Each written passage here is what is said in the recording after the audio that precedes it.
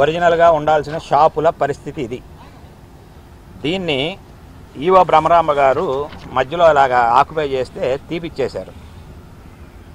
క్లియర్గా చూడండి ఒకసారి. ఆక్యుపై చేస్తే మధ్యలో ఒకసారి తీపిచ్చేసి ఫెన్సింగ్ వేశారు. దాన్ని కూడా ఈరోజు పీకేసి చూడండి 40 అడుగులు ముందుకు వచ్చి రోడ్డు దగ్గర మా షాపు మా క్యాంటీన్ అండి. ఇది ఇక్కడ మా క్యాంటీన్ కనపడకుండా గొడుగులు, చేద్దారాల స్టాండు ఆల్రెడీ పట్టా కూడా కట్టారు. మేము కంప్లైంట్ చేయగానే దాన్ని రిమూవ్ చేసి మాకు షాపు కనపడకుండా స్టాండ్ పెట్టి అసలు మాకు వ్యాపారం లేకుండా చేస్తున్నారు. వాళ్ళు ఎదురుగా ఆక్యుపై చేయడం వల్ల మా దగ్గరికి జనాలు రాక ఈరోజు కుర్రాళ్ళు కూడా జీతాలు ఇచ్చుకోలేని పరిస్థితిలో క్యాంటీన్ నడుస్తుంది. ఇలాగైతే సంవత్సరానికి సుమారుగా మా బావగారు 1,30,000, 1,40,000 రూపాయలు, 50,000 రూపాయల లోపు అద్దె కడుతున్నారు నెలకి. అది కూడా కట్టుకోలేని పరిస్థితిలో ఉన్నాం. అంతా వివరంగా కమిషనర్ గారికి చెప్పడం జరిగింది. వారు వెంటనే స్పందించారు.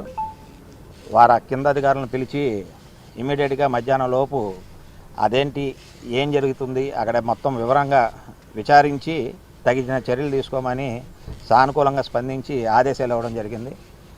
దీనికోసం కమిషనర్ గారికి మేము కృతజ్ఞతలు తెలుపుకుంటున్నాం.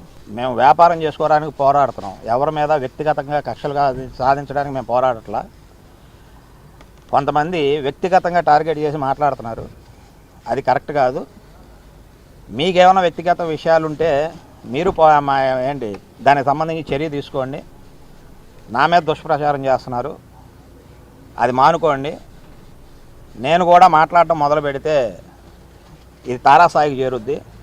వ్యక్తిగతంగా టార్గెట్ చేస్తే నేను వ్యక్తిగతంగా టార్గెట్ చేయాల్సి వస్తుంది. కాబట్టి నేను ఎవరిని వ్యక్తిగతంగా టార్గెట్ చేయట్లా. మీరు అక్కడ విచారించండి. వాళ్ళు ఎదురుకొచ్చి ఆక్యుపై చేశారా లేదా చూసుకోండి. ఆక్యుపై చేస్తే తీయండి, లేకపోతే మీరు చట్టపరంగా ఏ చర్య తీసుకోగలిగితే ఆ చర్యలు తీసుకోండి.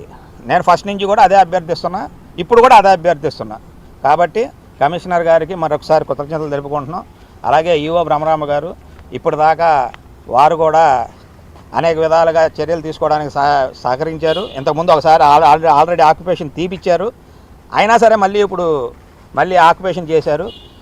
మరి దాని వెనకాతలు ఎవరున్నారు ఏంటన్నది విచారించి తగిన చర్యలు తీసుకోవాల్సిందిగా కోరుతున్నాను. ఆటో స్టాండ్ ఉంది, ఒప్పందం ప్రకారం ఆటో స్టాండ్ తీపిచ్చి మాకు ఇవ్వాలి. కానీ అక్కడ ఈవో బ్రహ్మరాంబ గారు పెద్ద మనసుతో 6 ఆటోలు పెట్టుకోవడానికి పర్మిషన్ ఇచ్చారు. కానీ ఇప్పుడు 100 కొద్ది ఆటోలు అసలు జనం లోపలికి రావడానికి కానీ అక్కడ క్యాంటీన్ ఉన్నదని తెలియకుండా ఉండే పరిస్థితిలో ఈరోజు అక్కడ రోడ్డు మీద ఆటోలు నిలుపుతున్నారు. కాబట్టి వాటిపై కూడా తగిన చర్యలు తీసుకొని మా వ్యాపారాన్ని సజావుగా సాగేలా చూడాల్సిందిగా అధికారులను విన్నవించుకుంటున్నాం.